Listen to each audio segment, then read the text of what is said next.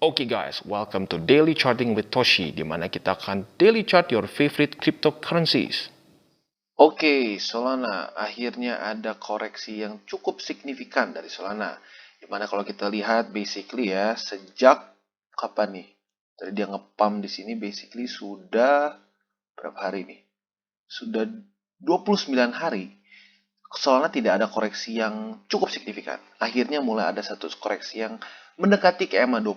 Kalau kita lihat di sini, jaraknya dari EMA 20 15%. Nah, pertanyaannya mungkin orang-orang yang melihat di hourly, for hourly akan panik karena wah lihat nembus seperti ini. Dalam tanda kutip banyak yang bilang wah menyeramkan. Tapi justru gue bisa bilang ini sebenarnya bagus. Ini bagus untuk Solana, dia ada koreksi seperti ini. Nah, sekarang apa yang harus dilakukan Solana? Yang harus dilakukan Solana adalah jangan sampai dia menjadi blow off top. Itu apa? Ya basically dia turun dengan cepat, nembus 20 dan lain-lain. Which is not good. Jadi apa yang harus Solana bisa lakukan adalah dia boleh sebenarnya retest dari EMA 20 di sini. Tapi jangan sampai dia tembus di EMA 20 daily. Ya, kalau bisa jadikan si EMA 20 ini menjadi support. Nah, itu yang penting bagi Solana. Apabila Solana bisa retest EMA 20 ini dan tanpa nembus ke bawah, ini pertanda yang sangat bagus untuk Solana. Karena itu bisa menjadi entry point kita untuk nambah posisi di Solana. Oke, itu kurang lebih untuk Solana. Jadi menurut gua lebih baik kita wait dulu, jangan beli di 4 hourly chart, tapi kita tunggu di daily. Apabila dailynya sudah dia berhasil retest EMA 20 dan berhasil mantul di 20 di daily. Jadi itu untuk Solana. Dan untuk Cardano, akhirnya guys, kita sudah masuk ke Gaugen era. Alonso upgrade sudah berhasil. Dan sekarang kita lihat, basically Cardano is no longer a ghost chain. Sudah ada 23 smart contracts dan terus bertambah, gitu ya.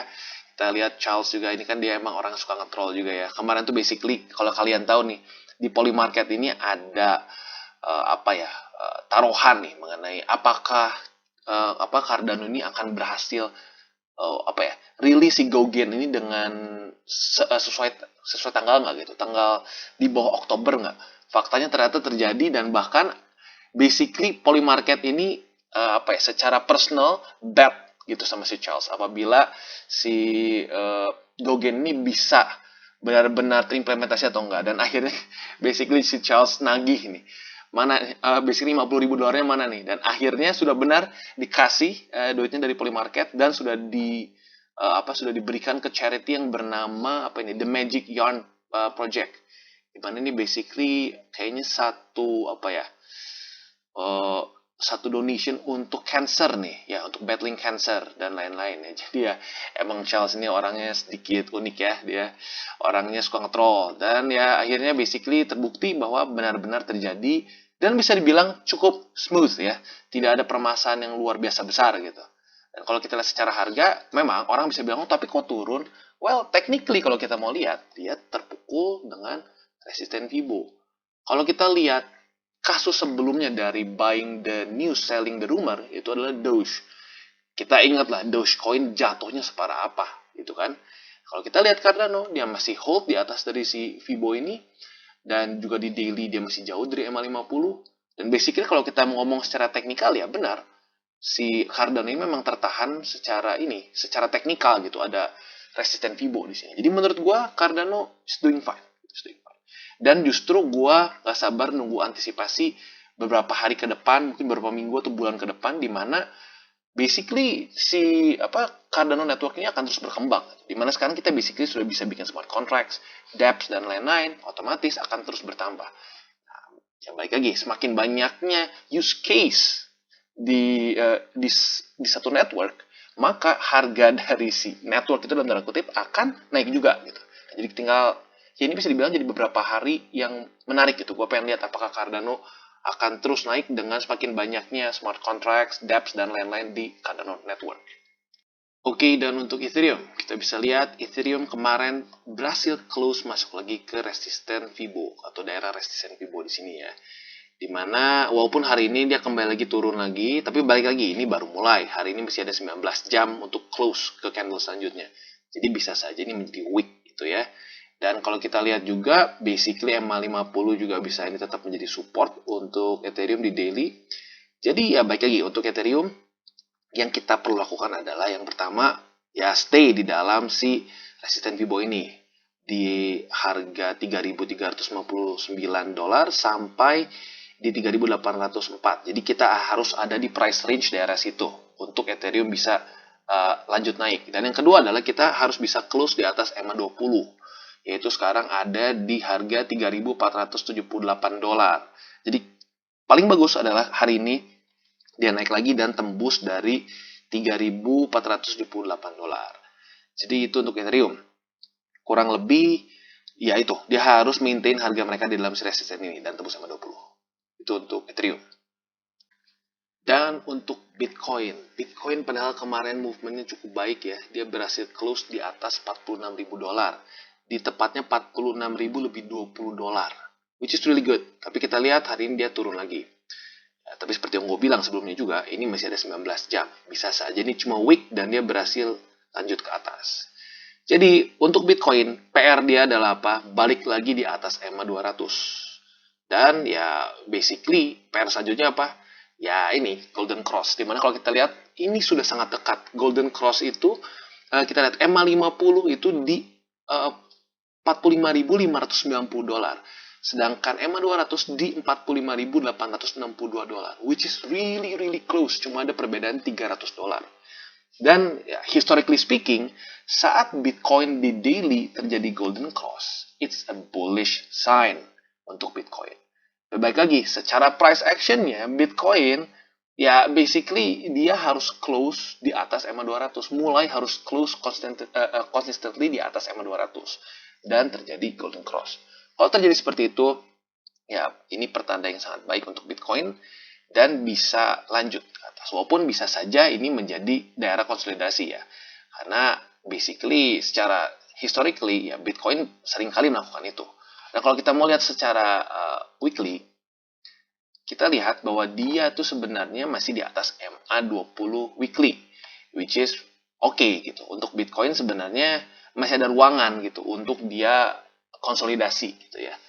Ya kayak yang gue bilang, di market apapun, kalau naik itu tanpa koreksi, kalau kita nih, basically ini berapa lama nih ya?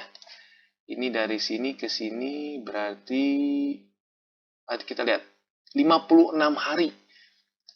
Koreksi ya tipis-tipis ya, tipis-tipis. Ini baru koreksi yang kerasa gitu ya dalam tanda kutip.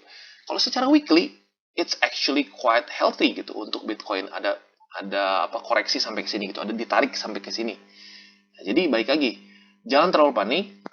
Yang kita harus lihat adalah apakah dia bisa satu hold di atas EMA 20 untuk weekly ya, itu penting. Dan yang kedua daily-nya ya dia bisa golden cross atau enggak. Jadi itu untuk Bitcoin apabila dia berhasil hold weekly di atas EMA 20 weekly dan juga bisa terjadi golden cross di daily, ya well it's a good sign for Bitcoin.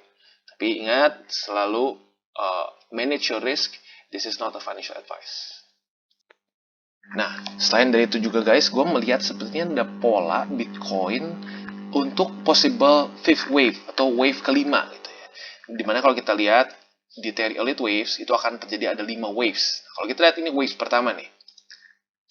Waves pertama, wave kedua, wave ketiga, dan wave keempat. Kita lihat kelimanya ada kemungkinan seperti ini. Nanti naik lagi. Nah, in theory, wave kelima ini biasanya antara dua. Yang pertama adalah sama si size-nya, ya bukan size-nya mungkin ya, panjangnya itu sama seperti wave pertama. Atau setengah dari wave ketiga. Coba kita lihat ya, wave pertama itu berapa? Wave pertama itu ada kenaikan 40, ya sekitar 45% lah ya, 45%. Kalau kita lihat, andaikan kita berspekulasi nih, sama seperti wave pertama panjangnya, berarti kita lihat kalau 43% itu 45% itu in theory Bitcoin harganya bisa 65.000 US dollar, which means basically itu mendekati sekali dengan all time high. Ya bisa dibilang ya well technically bisa sangat dekat sekali dengan all time high lah gitu ya. Itu jadi ada potensi seperti itu kalau dari elite wave-nya ya. Ada kemungkinan Bitcoin bisa menembus 65.000 US dollar, which is really good gitu menurut gue ya. Dan kalau kita lihat andaikan yang kedua nih, apabila kalau setengahnya dari si wave 3. Kalau kita lihat wave 3 ini pergerakannya 42%. Berarti ya kita bagi dua kasar aja ya, 21%. Kalau 21% berarti ya teori keduanya itu kalau 21% bisa sampai di sini, which is 54.583. Jadi itu kemungkinan untuk elite waves-nya. Bisa dari 54 ribuan atau bisa sampai yang kondisi terbaiknya itu 65.000 US dollar. Jadi baik lagi, secara teknikal pun Bitcoin ada kemungkinan untuk naik, gitu ya. Tapi apakah besok akan langsung naik ke 65.000? Enggak. Ini apalagi kita ngomongin daily, ini bisa mingguan bahkan mungkin bulanan untuk mencapai angka-angka tersebut, gitu ya. Jadi itu kurang lebih untuk Bitcoin. Oh ya, dan satu lagi. Ini sudah makin mendekati tanggal 27 September. Di mana kita tahu 27 September ini akan ada pengumuman bukan pengumuman bahkan ya, itu bisa dibilang peresmian lah gitu ya kasarnya untuk infrastructure bill, di mana yang dianggap oleh banyak crypto enthusiast ini sebagai bad news gitu ya. Jadi baik lagi, itu juga ada kemungkinan saat semakin mendekat ke 27 September, market akan lebih volatile. Nah, saat gue bilang volatile itu nggak pasti turun. Tapi yang pasti, potensi dia untuk naik dan turun itu jadi lebih liar gitu ya. Karena akan ada berita yang dalam tanda kutip bisa mengganggu. Bukan cuma crypto market, tapi ya market-market yang lain juga. Jadi ingat, to keep that in mind juga, bahwa crypto markets akan lebih volatile di akhir bulan gitu ya. Karena infrastructure bill. Oke guys, sekian dari segmen Daily Charting with Toshi.